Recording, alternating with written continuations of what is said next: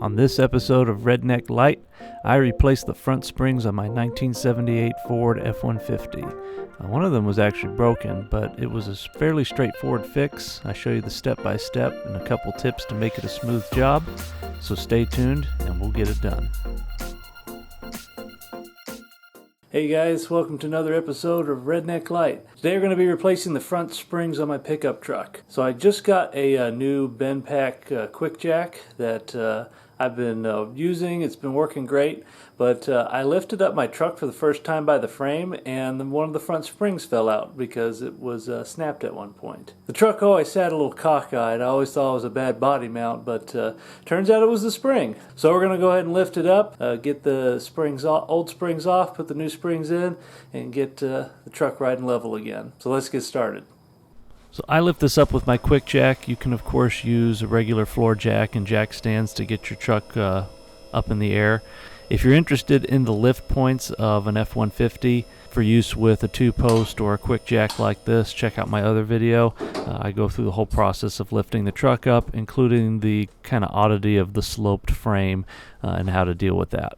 So the best place to really see where this problem is over here. Now these zip ties are very much temporary,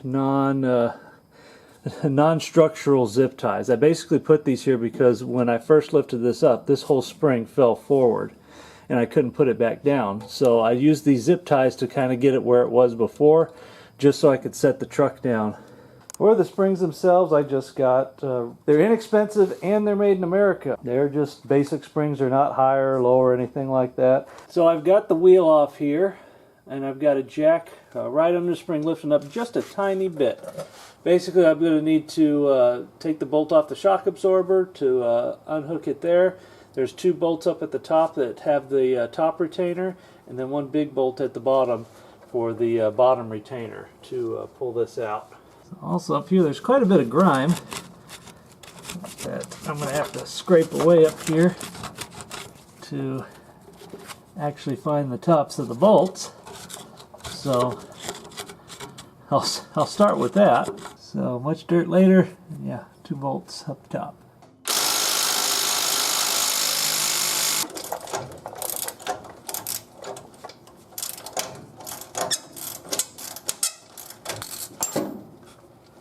There.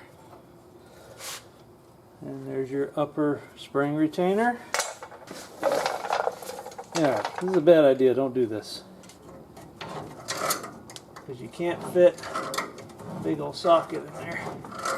I think a pretty decent job not completely marring up the edges of that nut. But there's our lower retainer. So now the only thing holding this spring in place is the light tension that's from the jack.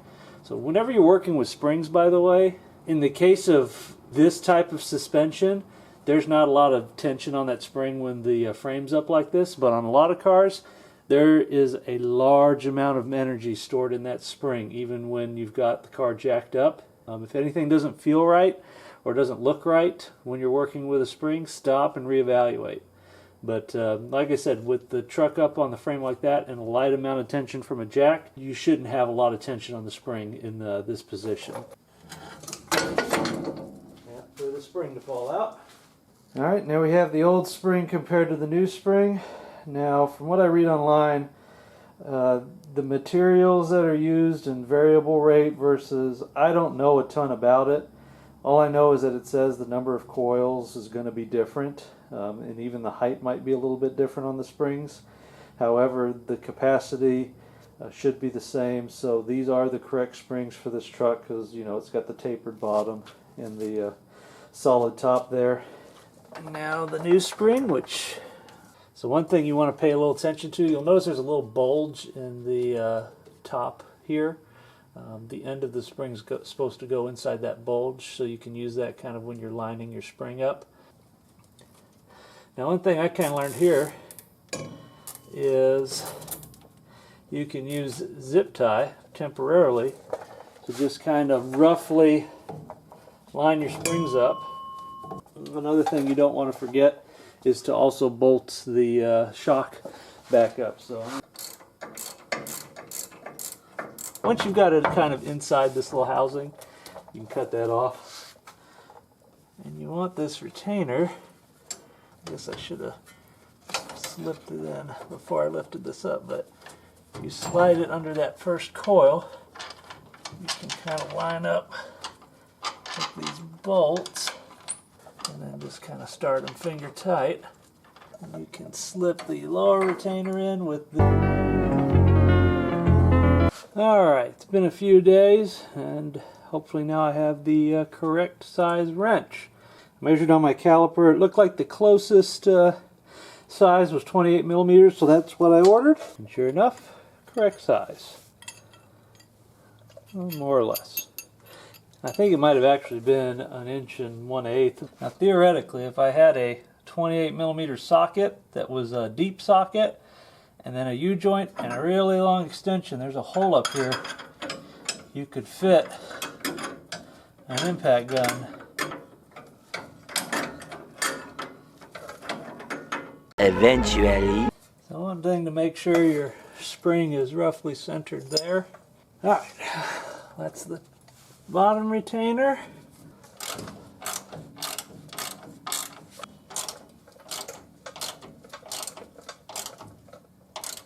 And there we go, one spring done. Also, you've probably been thinking this whole video, boy, that brake hose has seen better days. And yeah, that brake hose has seen better days. This is a good time to kind of check all of your suspension and braking components. This brake hose could probably be replaced as well. Definitely seen better days. Interestingly enough, this side's a lot cleaner. There's no grease over. You know what? It's because the power steering's on that side, and that one leaked profusely when I first got it. So that would be why. Shock absorber nut down here first. Retainer that's holding that little nub of spring. So yeah, there's the broken bit of spring that used to go like this.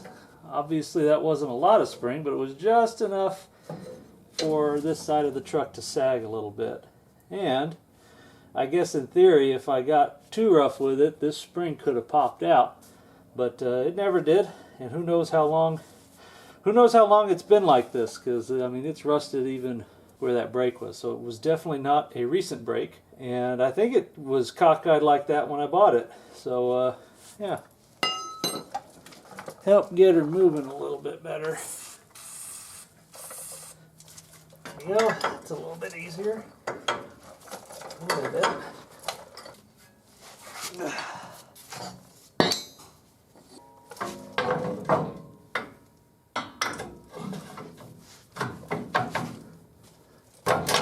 There we go. Bring this on around.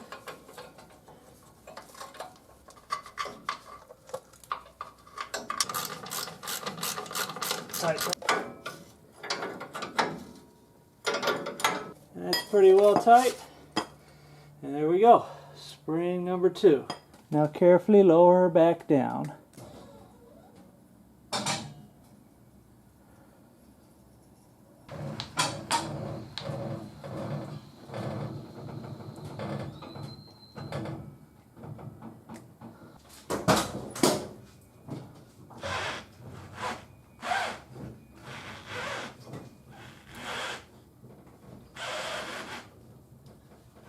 I can already tell she's not sitting cockeyed anymore.